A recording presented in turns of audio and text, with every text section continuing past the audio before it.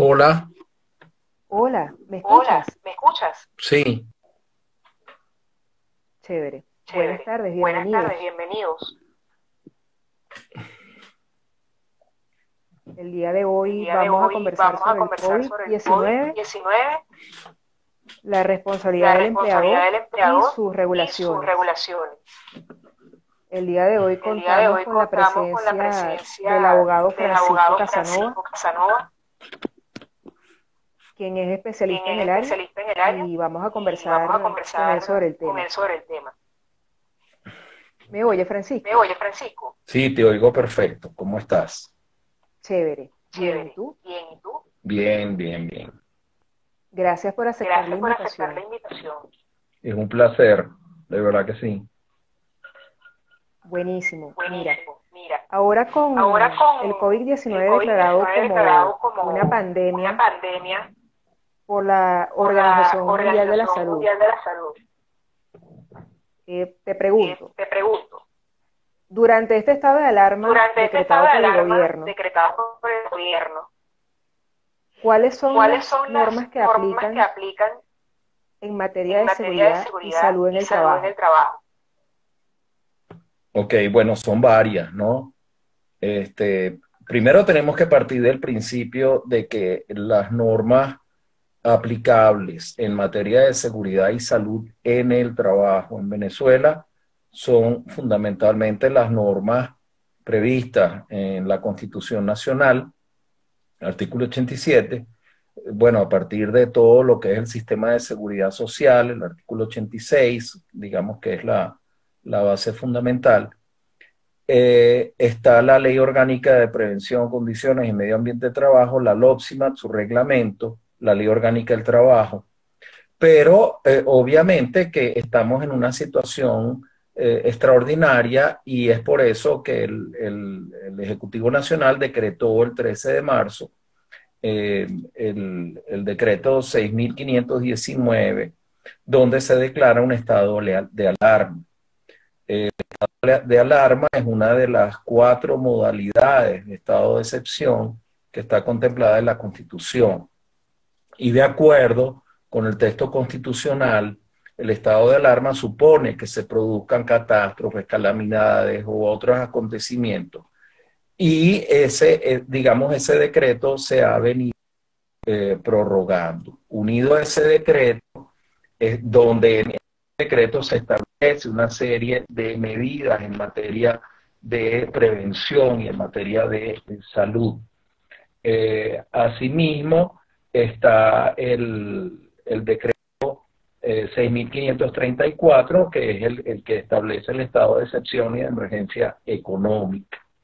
Hay una resolución que es muy importante y que siento que no se ha mencionado mucho, que es la resolución 090 del 1 de junio de este año, que es del Ministerio del Poder Popular para la Salud. En esa resolución se establecen una serie de parámetros en materia de prevención. Por ejemplo, es donde se empieza a hablar del lavado de las manos, de la higiene corporal, síntomas de enfermedad o afectación de la salud, la condición de los espacios físicos, del contacto, del uso obligatorio de la mascarilla.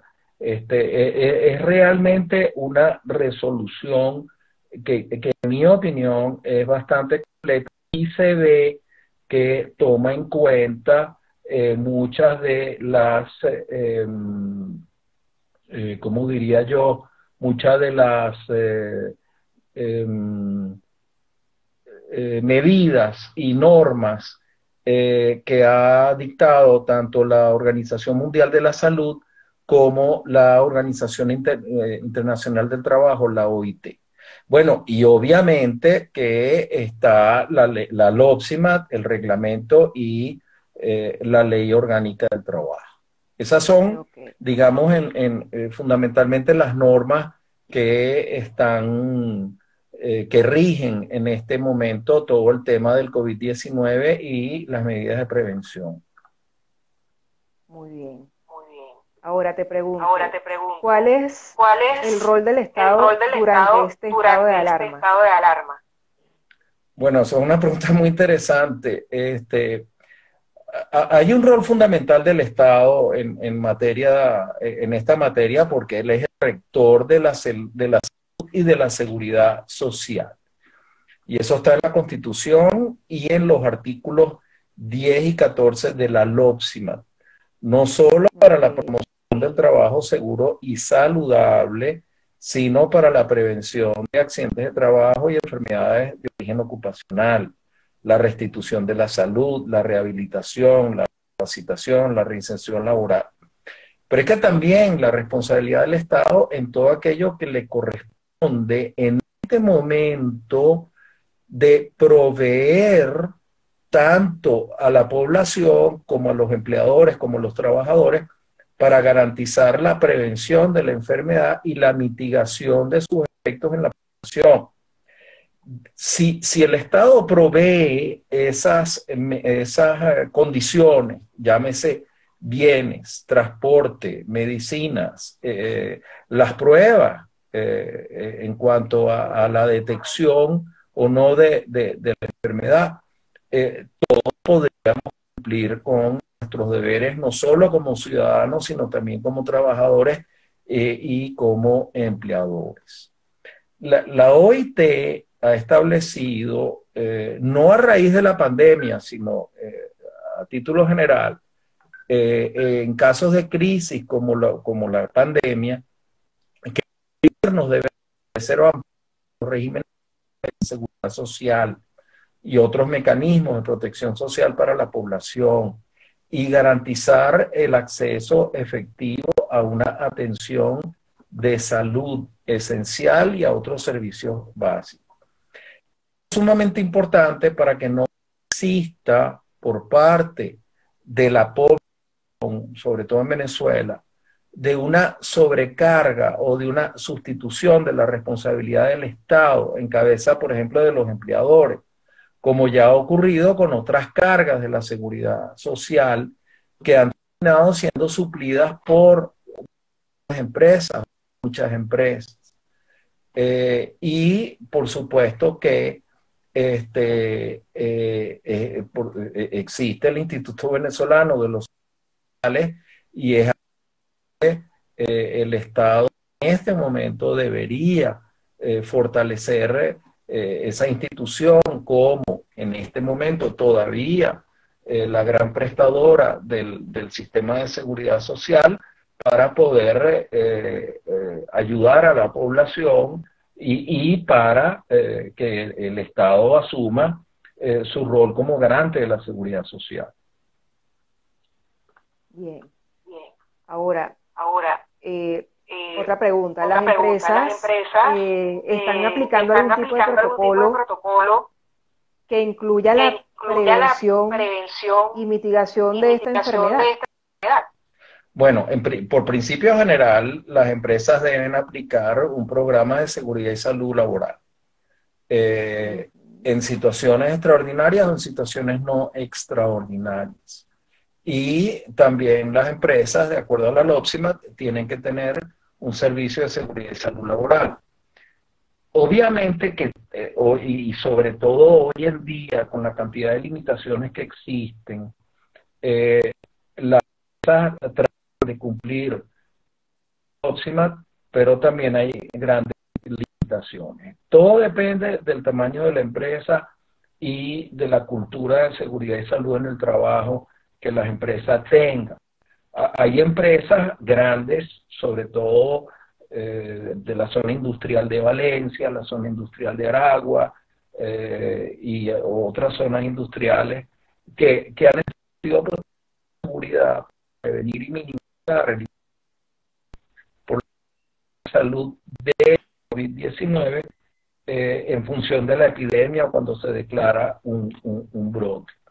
Estos protocolos definen la manera de actuar de los trabajadores y de la empresa para actividades tanto en las instalaciones productivas como en las oficinas administrativas de esas empresas para tratar de evitar la transmisión de la enfermedad infecciosa que es el COVID-19.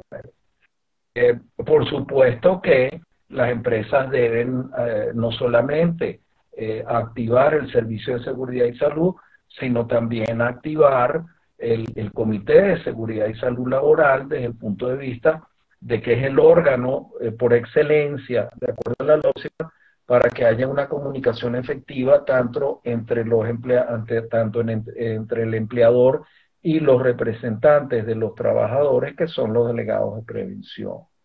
Pero sí se están haciendo protocolos. Los protocolos establecen una serie de medidas, establecen los parámetros de comunicación, establecen los parámetros de interacción entre los empleadores y los trabajadores, y establecen una serie de definiciones para que quede claro de qué es lo que se está hablando. Bien. ¿Consideras que el COVID-19 es una enfermedad común o es una enfermedad ocupacional? Esa es otra excelente pregunta. Bueno, en este caso, que es un caso absolutamente extraordinario, creo que es importante ir a las fuentes, y la fuente es el órgano internacional aceptado, certificado, que es la Organización Mundial de la Salud. La Organización Mundial de la Salud empieza diciendo que el coronavirus forma parte de una extensa familia de virus que pueden causar enfermedades tanto en animales como en humanos. Y en los humanos, varios coronavirus causan infecciones respiratorias. O sea que ya estamos viendo que desde el punto de vista de hay que analizar muy bien las definiciones para ir detectando cuál es el origen de la enfermedad. Y en ese sentido, cuando dice que un coronavirus o varios causan enfermedades respiratorias que pueden ir desde el resfriado común hasta enfermedades más graves, y llega a la conclusión de que el coronavirus causa la enfermedad por coronavirus COVID-19. Ya por ahí se puede establecer que el COVID-19 per se no es una enfermedad de origen ocupacional. No es como, por ejemplo, la famosa asbestosis, que era una enfermedad respiratoria causada por el origen de una exposición a partículas de asbesto en un determinado contexto laboral. Entonces, ¿qué es la COVID-19? Y seguimos con las definiciones de la Organización Mundial de la Salud. Entonces, dice que es una enfermedad respiratoria e infecciosa causada por el coronavirus que se ha descubierto en China y declarado como pandemia por la OMS. Entonces, ya por ahí tenemos claro que el COVID-19 no necesariamente o per se no es una enfermedad de origen común, de origen ocupacional. ¿Ok? Correcto. Entonces, veamos qué es una enfermedad común. De acuerdo a la doctrina internacional, se puede decir que la enfermedad común, dentro de los elementos de la enfermedad común, son las alteraciones de la salud que no tengan la condición de accidentes de trabajo ni de enfermedades profesionales, según lo defina la legislación del país. En este caso, en Venezuela, el COVID-19 no está definido o no forma parte de la lista de enfermedades profesionales que establece, por ejemplo, el INSACEL o el Ministerio de Salud o el Ministerio del Trabajo. Otra de los elementos de una enfermedad común es las enfermedades o defectos padecidos con anterioridad por el trabajador que se agraven como consecuencia de una lesión constitutiva de un accidente. Eso tiene que ver en este caso con el tema del COVID-19. Y otro de los elementos es las consecuencias de un accidente que resulten modificadas en su naturaleza, duración, gravedad, etcétera, etcétera, etcétera. Entonces llegamos a analizar qué es una enfermedad de origen ocupacional. Y la enfermedad de origen ocupacional está definida en el artículo 70 de la LOPSIMA, el cual establece que se entiende los estados patológicos contraídos o agravados con ocasión del trabajo o exposición al medio en que el trabajador se encuentra obligado a trabajar, tales como los imputables a la acción de agentes físicos, mecánicos, condiciones, Por lo tanto, se presume el carácter ocupacional de aquellos estados incluidos en la lista de enfermedades ocupacionales, que no es el caso del COVID-19, ¿ok? Pero sí entra dentro de, el elemento que dije anterior. Es decir, tenemos dos elementos que se destacan en la naturaleza de una enfermedad ocupacional. Uno, los estados patológicos contraídos o agravados con ocasión del trabajo o exposición al medio en que el trabajador se encuentra obligado a trabajar. Por lo tanto, si un trabajador durante el estado de alarma y estando en cuarentena no asiste a su centro de trabajo y contrae la COVID-19, esa enfermedad contraída por el trabajador no es de origen ocupacional. Ahora bien, si un trabajador durante o después del estado de alarma se reintegra a su centro de trabajo y contrae la COVID-19, la enfermedad contraída se presume de origen ocupacional si la contrajo con ocasión del trabajo o exposición al medio ambiente de trabajo. Por lo tanto, hay que tener muy claro que la enfermedad de origen ocupacional es aquella que contrae el trabajador por una exposición al medio ambiente de trabajo, lo cual no tiene absolutamente nada que ver con los temas de responsabilidad del empleador, que me imagino que me lo preguntarás muy prontamente. Perfecto. Ahora, ¿en qué consiste la responsabilidad objetiva y la responsabilidad subjetiva del empleador? Bingo. Ok. ¿Qué es la responsabilidad objetiva del empleador?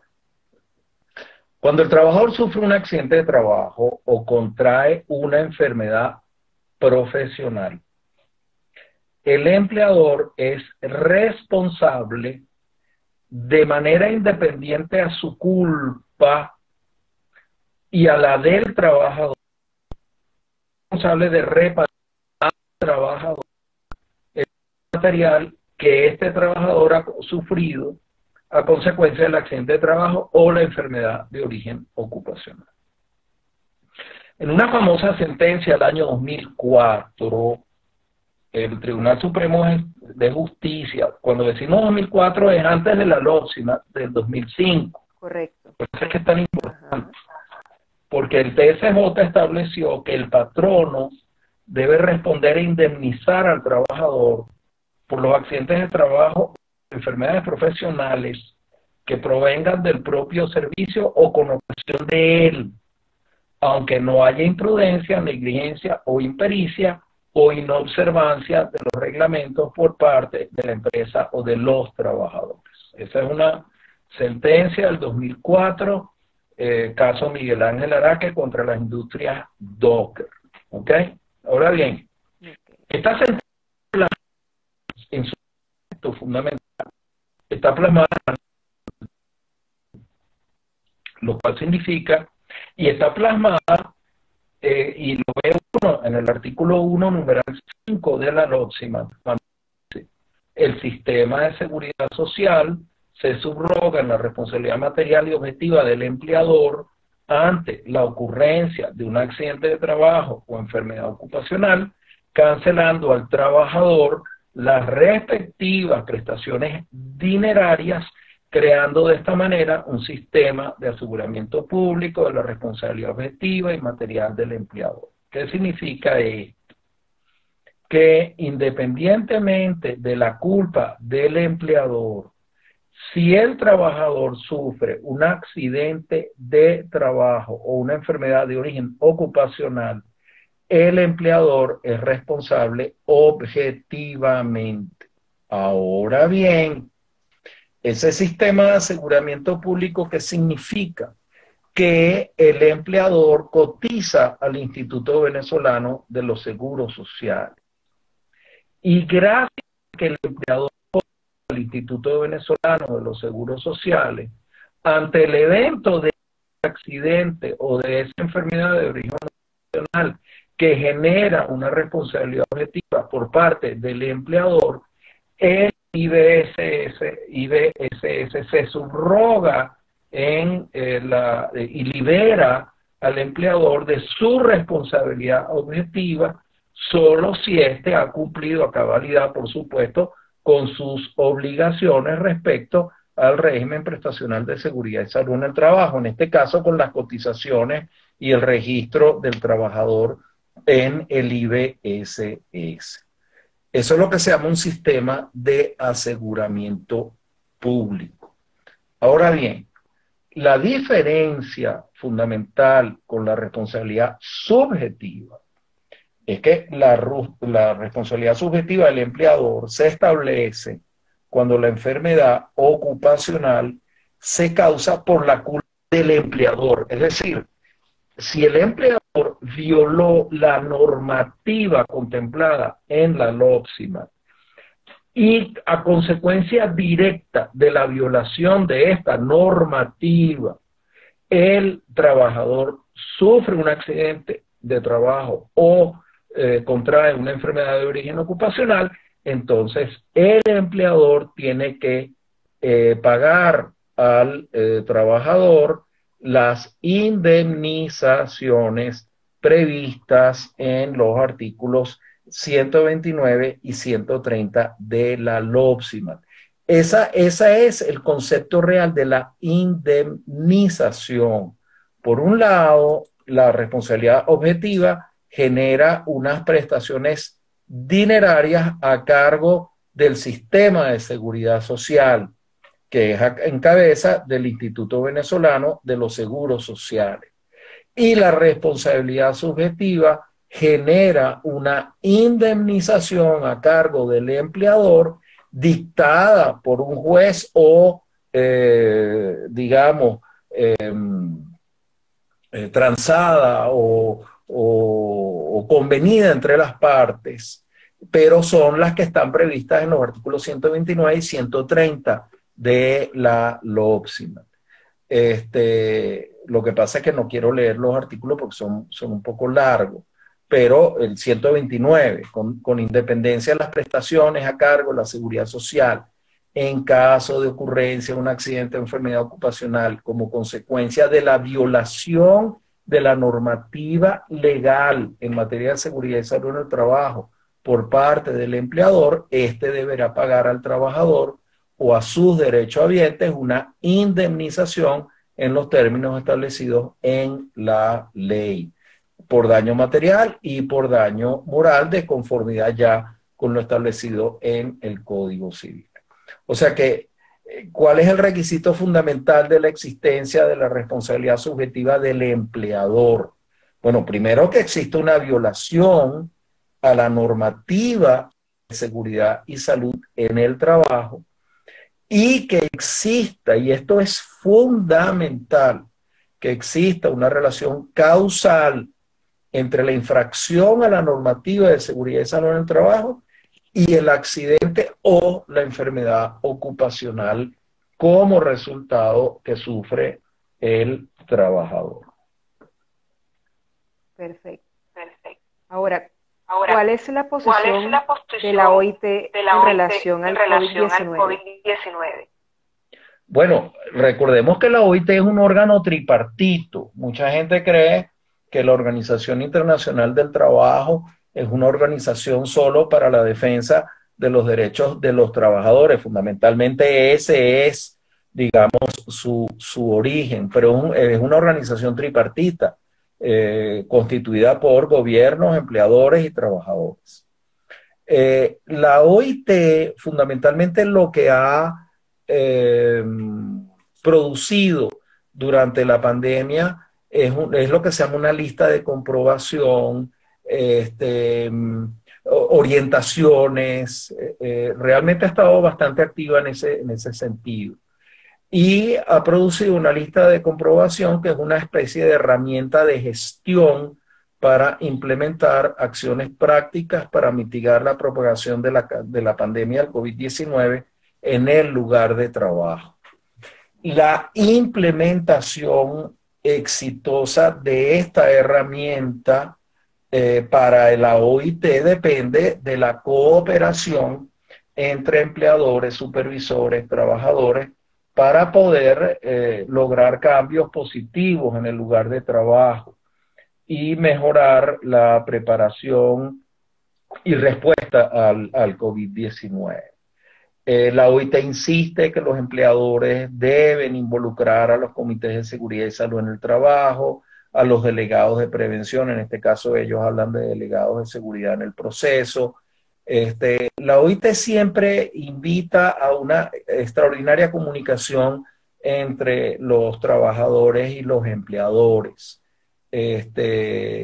Fundamentalmente eso es lo que ellos han hecho, lo que se llama una lista de comprobaciones, un documento bastante largo, donde se establecen unas 30 medidas que deberían tomarse en la empresa a los fines de mitigar la propagación o prevenir el contagio del COVID-19. Bien. Ahora, entiendo que Fondo Norma preparó un anteproyecto de la norma técnica 0148-2020 sobre prevención, control y mitigación del COVID-19 en centros de trabajo, buenas prácticas y medidas, la cual se encuentra sometida al proceso de consulta pública. ¿Nos puedes hablar de eso? Sí, cómo no. Es un tema interesante. Bueno, primero debemos aclarar lo siguiente. Las normas existen en Venezuela, normas en materia de seguridad y salud en el trabajo que son de obligatorio cumplimiento, y existen orientaciones, directrices que no son de obligatorio cumplimiento. Todo depende de dónde emanan, por un lado, las normas y por el otro lado, de dónde emanan las orientaciones. Las normas de obligatorio cumplimiento en materia de seguridad y salud en el trabajo, como dije al principio, son fundamentalmente la LOPSIMAT, su reglamento, Ley Orgánica del Trabajo, su reglamento, y por supuesto, las normas técnicas que el INPSACEL propone al Ministerio del Trabajo y el Ministerio del Trabajo las aprueba. Eso es lo que llaman las normas técnicas en materia de seguridad y salud laboral. Una de las normas fundamentales es la del Programa de Seguridad y Salud Laboral y la norma sobre los servicios de seguridad y salud. Fondo Norma no es un instituto del Estado. Fondo Norma es una asociación civil sin fines de lucro que tiene sus orígenes hacia el año 1973. Y Fondo Norma desarrolla en Venezuela actividades de normalización y certificación en los sectores industriales y de servicios, y además formación de talento humano en esas especialidades. Es cierto que las normas de Fondo Norma no son de obligatorio cumplimiento. Y ahí hay que aclarar muy bien qué es lo que es de obligatorio cumplimiento. Que si una empresa quiere obtener la certificación de Fondo Norma en un determinado proceso, entonces obviamente la empresa debe cumplir con los criterios de la norma de Fondonorma con respecto a ese determinado proceso industrial o productivo para que esa empresa pueda obtener un certificado de Fondonorma. No significa que es una obligatoriedad de la empresa cumplir con Fondonorma, sino es obligatorio para poder obtener una certificación. Fondonorma ha sometido a un proceso de consulta pública un anteproyecto de norma técnica, como lo llaman ellos, sobre prevención, control y mitigación del COVID-19 en centros de trabajo, buenas prácticas, planes y medidas. Yo considero que esa norma hay que analizarla en dos planos. En primer lugar, Fondonorma no se puede negar que ha hecho un esfuerzo bastante importante, un esfuerzo técnicamente importante en el desarrollo y la formulación de esta norma, de este anteproyecto. Han hecho un programa muy, muy importante en materia de consulta con la mayoría de los sectores productivos y de los sectores de trabajadores. Pero hay que verla en dos planos. El primer plano es que Fondonorma está tratando de internacionalizarse y entonces este anteproyecto de norma no es que sería aplicable de acuerdo a los estándares venezolanos solamente, sino de acuerdo a estándares internacionales y de otros países. Eso obviamente que al tratar de internacionalizar Fondonorma, el cumplimiento de algo tan, pero tan ambicioso como es la prevención en una pandemia de la cual ni siquiera de la cual ni siquiera se ha podido controlar, entonces Fondonorma obviamente tiene que subir la vara de certificación y en materia de cumplimiento de unos criterios y de unos cánones muy técnicos y extraordinariamente sofisticados y de una gran complejidad. Por lo tanto, creo que hay que verla en dos planos. Uno, el que ellos tratarían de aplicar fuera de Venezuela, y el otro es que creo que la norma tiene un problema de interpretación, en el sentido de que no interpreta la realidad venezolana con todas las limitaciones y con todos los problemas que hemos tenido en los últimos años, sobre todo en materia de suministros, en materia de repuestos, en materia de insumos médicos, en materia de insumos industriales.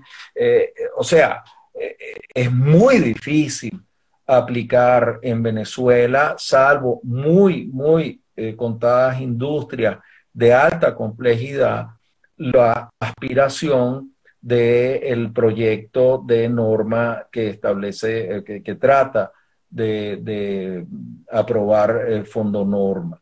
Eso por un lado. Por el otro lado, creo que ese anteproyecto no menciona, no reconoce, no invoca, no sugiere que existe un rol fundamental del Estado en materia de seguridad social y en materia de salud. En el momento en que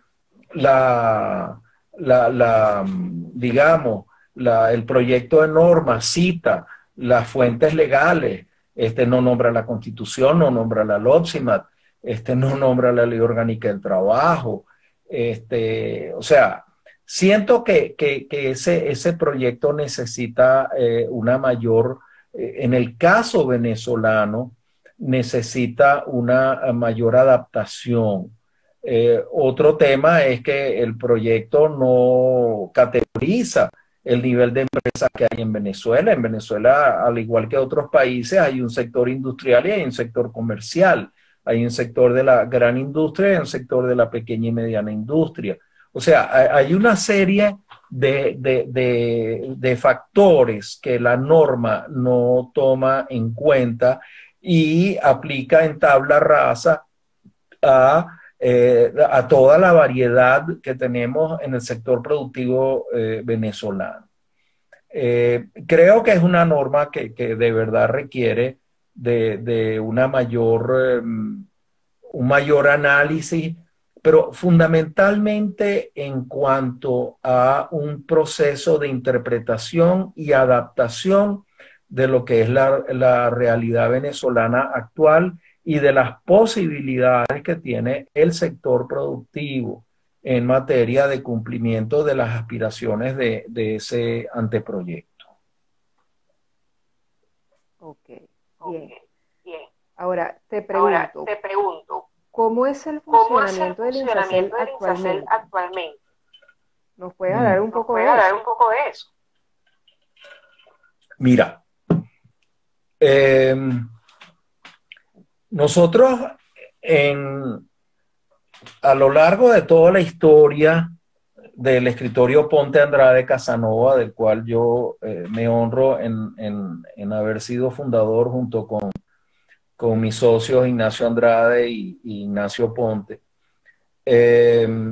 nosotros le hemos dedicado mucho de nuestra vida profesional al tema de no solo de seguridad y salud laboral, sino al tema laboral y al tema de seguridad social. De hecho, estuvimos en la Comisión Presidencial para la Reforma de la Seguridad Social, que fue el último experimento tripartito que hubo en Venezuela entre el año 2000 y 2001. Nosotros fuimos grandes defensores y siempre, y yo particularmente he sido siempre un gran defensor del INSACEL desde el punto de vista de que todo materia de seguridad y salud en el trabajo, en la cual hay un rol del Estado como órgano rector, evidentemente tiene que haber un órgano rector en materia de seguridad y salud laboral. Y ese órgano es el Instituto Nacional de Prevención, Salud y Seguridad Laboral, conocido como el INSACEL.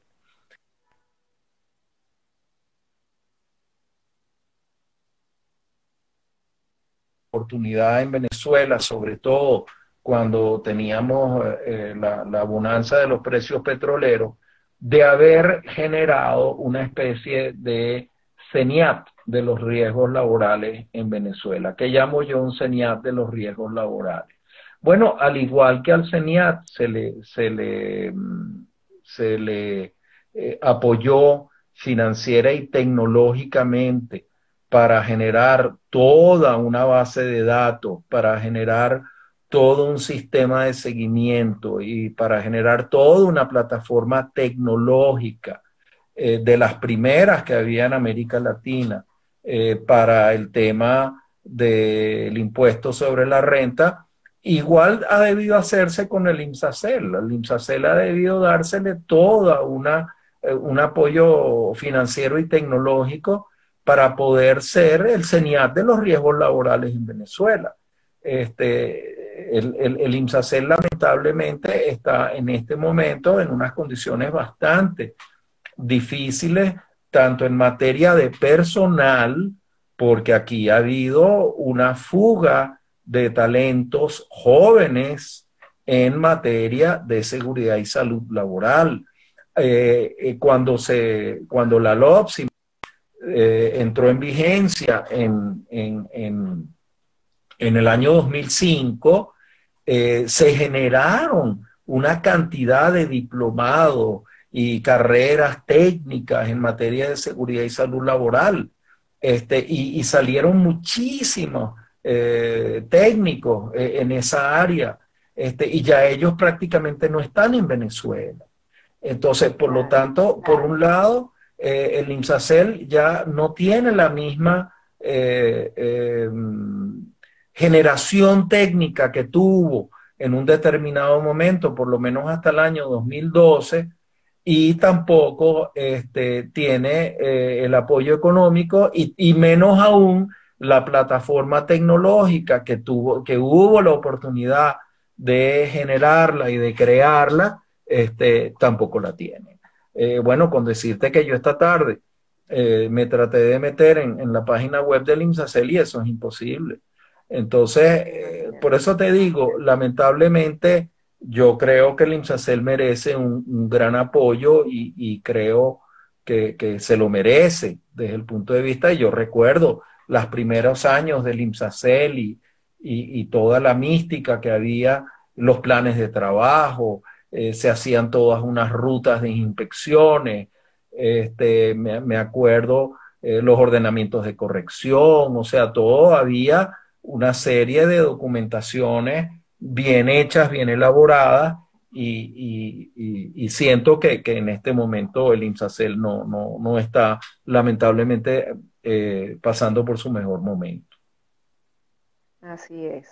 Bueno, por ejemplo, la sucursal de aquí de la región centro-occidental está en unas condiciones poco adecuadas. Uh-huh.